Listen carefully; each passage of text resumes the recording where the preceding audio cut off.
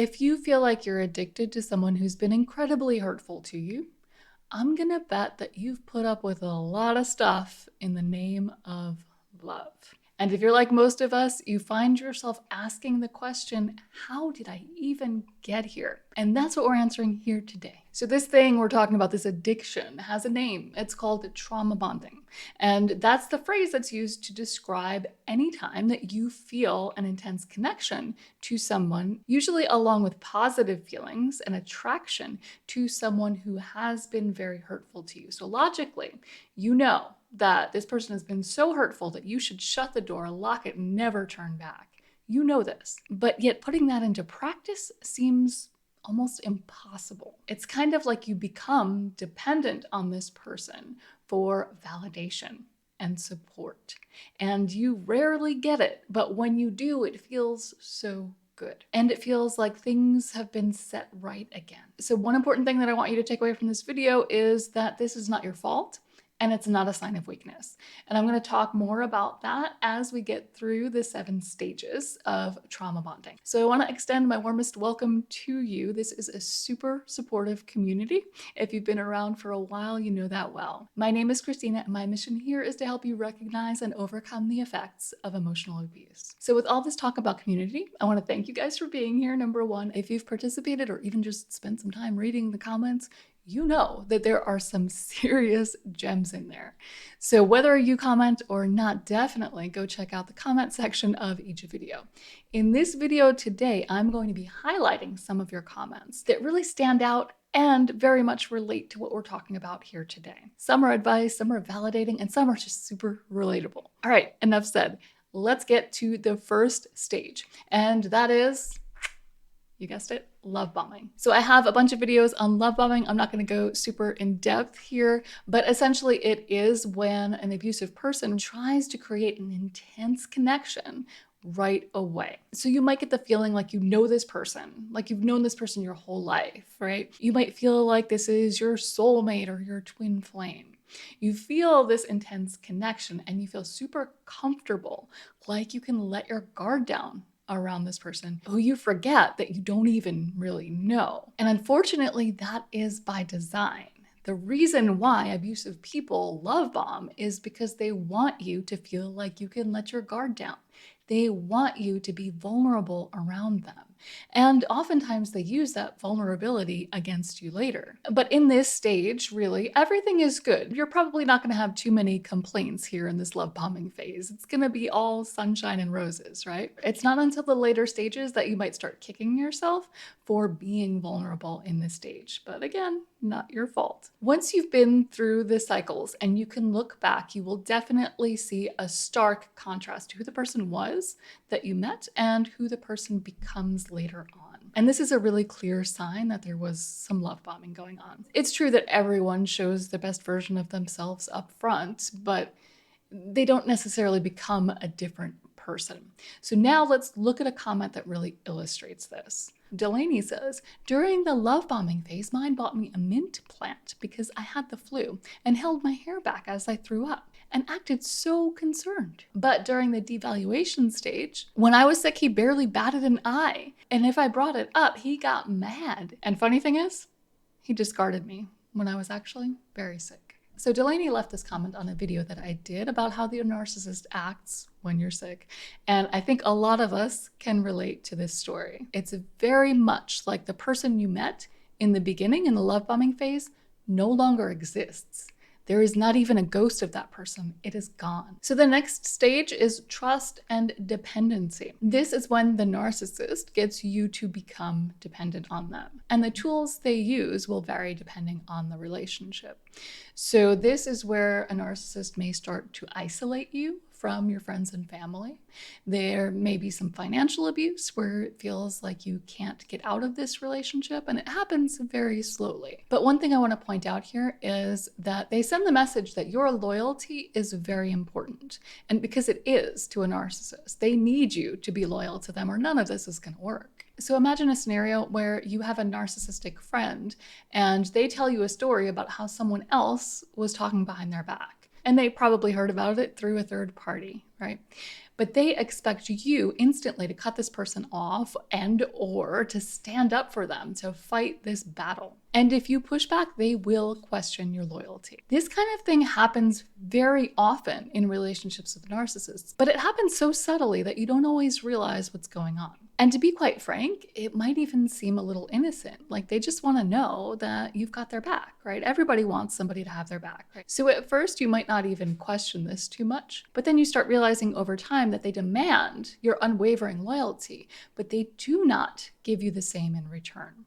They do not always have your back. And you get the sense that if the going gets tough, they're going to get going. And every time they're asking for your unwavering loyalty, you may or may not give it to them, right? Like I said, this just because you're trauma bonded does not mean that you are a weak person. You may not give in. It doesn't mean that you bow down every time they want something. But just the very question, the fact that they're so used to questioning your loyalty puts you on the defense, right? It makes you think about it every time you enter a situation where you might have to show loyalty or your loyalty may be in question.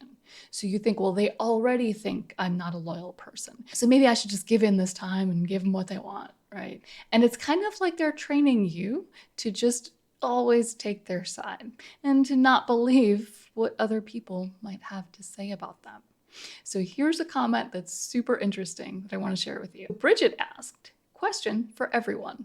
If someone told you that your partner was manipulative, would you have believed them? Would you want someone to say that? Or would you have doubled down on your loyalty to them? So the answers were a little bit mixed, but the general consensus was 1, yes, absolutely, I would want someone to tell me that. But 2, I probably wouldn't have believed them at the time.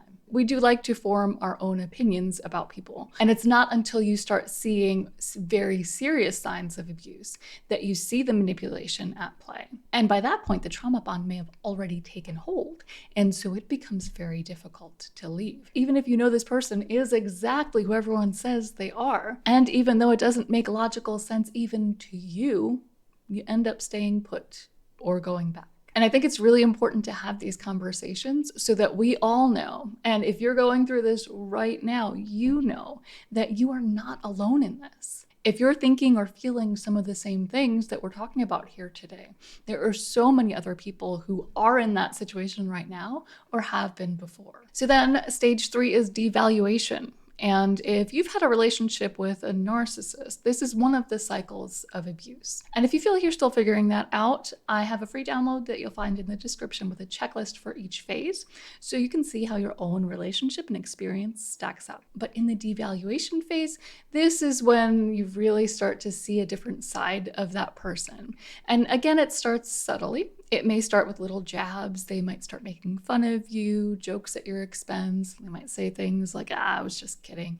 You're too sensitive. But the underlying sense that you feel in this phase is that you can't really be fully yourself around this person. So it's pretty common, it's pretty normal for us to feel like we can be our true authentic selves around the people that we live with, right? The people who are in our lives that closely. But with a narcissist, it's different. You see, we don't always display all of our quirks and our weird habits and tendencies in front of the general public, right? Like if you're out amongst a bunch of strangers, you're probably going to act very different than you do at home.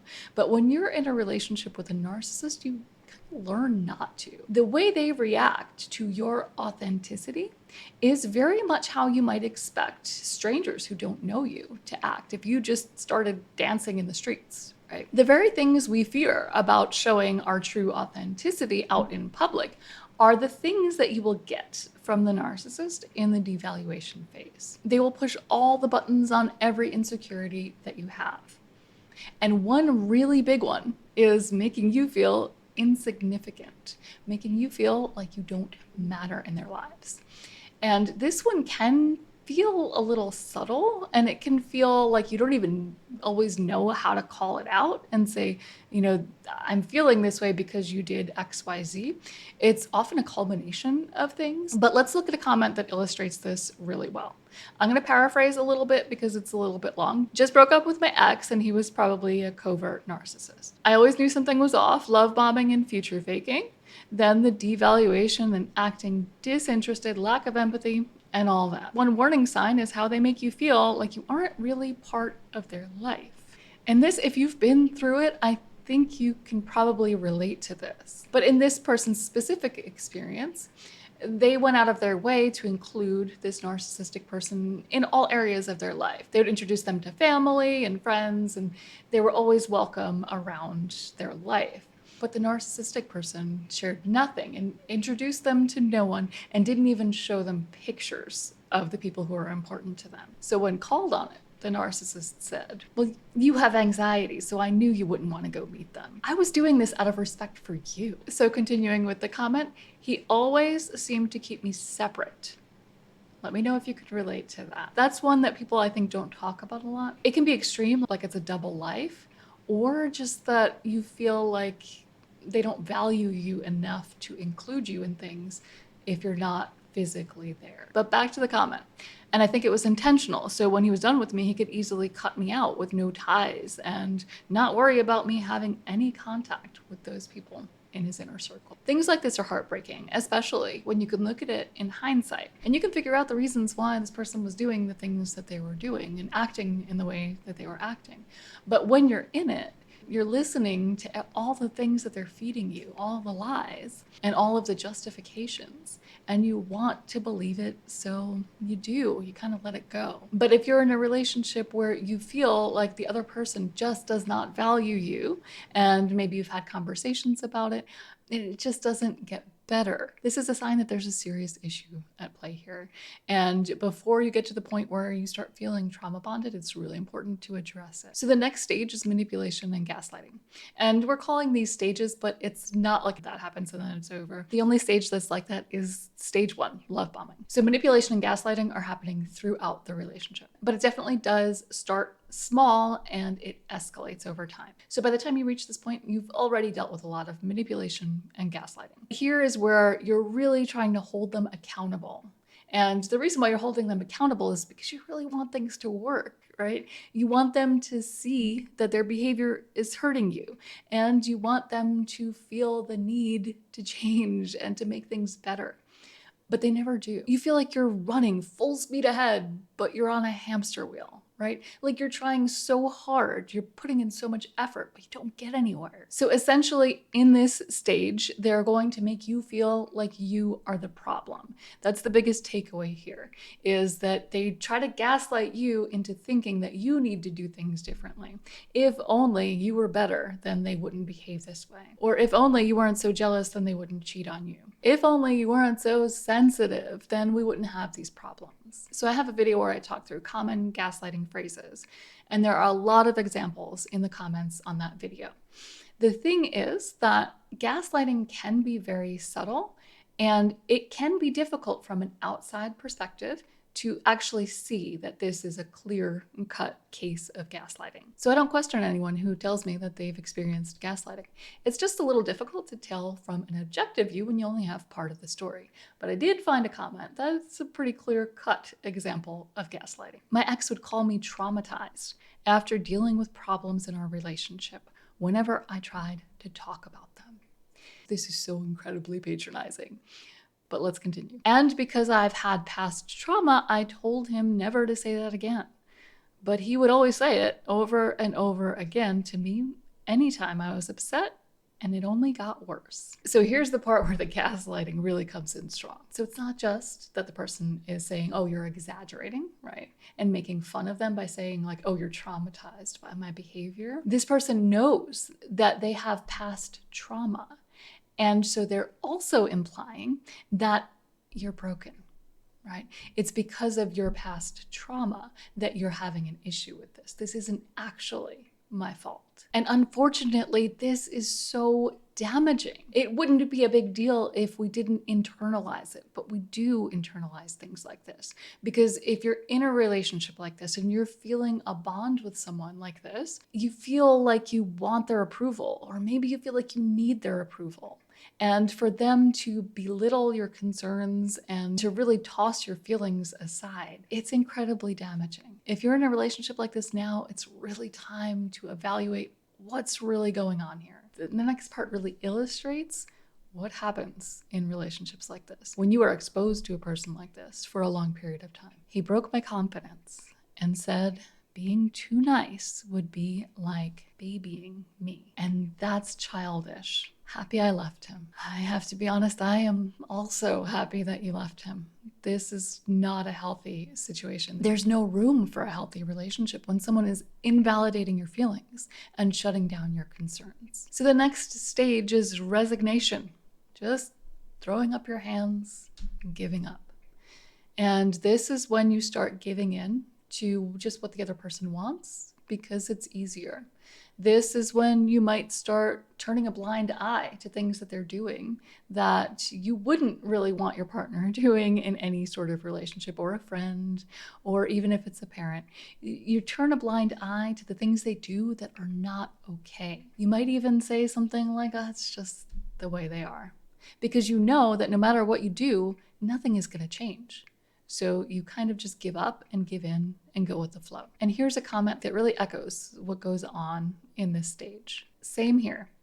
I used to feel extremely weak because I would always have to compromise my beliefs and stances on certain issues because of him. I was never even considered. If you've been through this, I think that comment really highlights the emptiness that you feel in relationships like this. You're not considered. It's almost like you're not there, but you are. So now we're talking about the stages where things go bad. But through it all, there's usually some form of intermittent reinforcement too. And the reinforcement can come in the form of something that looks or feels like love. So you think that when these things are happening, you're misunderstanding. We choose to look at the things that look like love and feel like love, and we choose to believe that they're love. But if you can relate to these stages, at least so far, this isn't love. That's a really important distinction to make. This is not love. This is abuse. So Casper Insight had an insightful comment. When it's easier to go along to get along. Can you relate to that? When making waves is too turbulent. When the air is never cleared and all you do is kick up dust. Signs to walk away. So the next stage is also heartbreaking, and that is loss of self. You never lose yourself fully, so please do not worry about that. You are still in there, and you can get back to yourself. But you feel like you've lost this connection with yourself because you've been suppressing so many things for so long. We've already talked about how you might be suppressing your authenticity. You might be suppressing parts of your personality that really want to shine through, or hobbies that you have that light you up, things that you really love doing. There's so much that you suppress and you don't even realize. And you're probably also shifting what is acceptable behavior to you because you have to.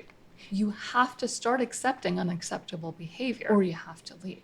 When you're in a relationship like this where someone is not taking accountability and not wanting to work on anything, you're the one who has to change. And you may end up changing so much that you feel like by the end you're unrecognizable. So if you're in this place, we've got some pretty good advice from a commenter. And it goes, if there's one thing I wish I could shout to the world while I'm on this healing journey, to those in it or just coming out, the first 8 weeks are brutal. Please don't blame yourself or question yourself. I promise, as the months pass, it goes away and you really do get better. And to that, I just want to add that it's different for everyone. So wherever you are on this healing journey, it's where you're meant to be right now. And so try not to put a time frame on it, but just have love and acceptance for yourself along the entire journey wherever you are. So back to the comment.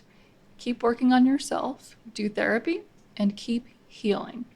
Eventually, the fog completely dissipates and you will see clearly that it is not your fault and you are not the problem.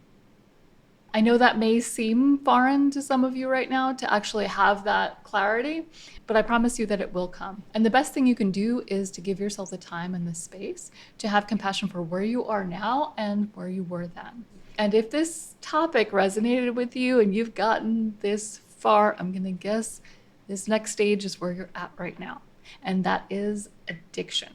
This is where you're feeling addicted to this person or this cycle of abuse, this roller coaster of emotions. It feels so intense. And it's like you can't imagine being with someone who isn't like this, even though you very much can recognize abusive behavior for what it is, and you don't condone it. You don't want abusive behavior in your life. You would rather things be okay, right? You would rather be respected, and you would rather be treated like an equal and not someone who's there to serve someone else's needs. But there's so much intensity when the times are good, and there's this feeling of relief when things are good and it all comes back together. You feel like you could just breathe again and everything is okay right now. And that's what you get addicted to. We get addicted to that overwhelming sense of relief. Like this is good.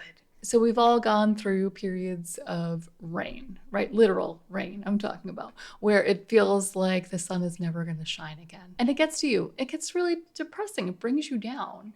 And you long for the days when you can go outside and just feel good, enjoy the sunshine on your skin. It's that sense that everything is right again. I can breathe. I can enjoy this. And because of all of the deep, dark stuff, the tumultuous stuff that you hate and you don't want in your life, because that was so intensely bad, the good feels so much more intensely good. And I don't mean to oversimplify, but I often find that simplifying things can help you absorb them, right? So imagine you went through 10 days of intense rain, you could barely go outside. Going outside would feel good. You'd have that good feeling, that sense of happiness and freedom. Now imagine you went 30 days. 30 days you couldn't go outside because the weather was too terrible. Then you get to go outside. Now compare the difference between the two. After 10 days, you're going to be feeling pretty good. After 30, you're going to be on top of the world, right? You're going to feel gratitude. You're going to feel freedom. Everything is going to be amplified. And again, simplified explanation. But I think this can help illustrate what happens in these relationships and how we get addicted to those highs and lows. Because we don't want the lows, right? Like nobody wants all that rain. But that feeling when the sun finally comes out again, it's so intense and it's so good that we get addicted. We keep going back for it. So if you relate to all of this, and especially that last part about feeling addicted, I want to share some advice from a commenter named Aisha. Get away, end it, stay away, shut down all ways and means of contact. Withdrawal is as real as kicking any addiction. Understand what you're feeling and why. I embrace all of you with love. So of course, not everyone can leave relationships like these, but really I think the takeaway here is to start focusing on you. Regardless of where you were when this relationship started, at this point, we can acknowledge there is a self-love deficiency.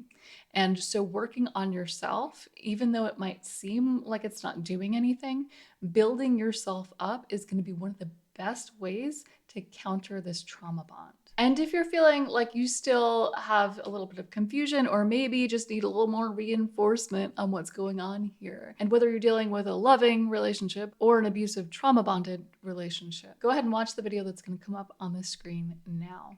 And if you found any value in this video, please like and subscribe. And if you feel like you need some extra support, I am available for one-on-one coaching. Check the link in the description.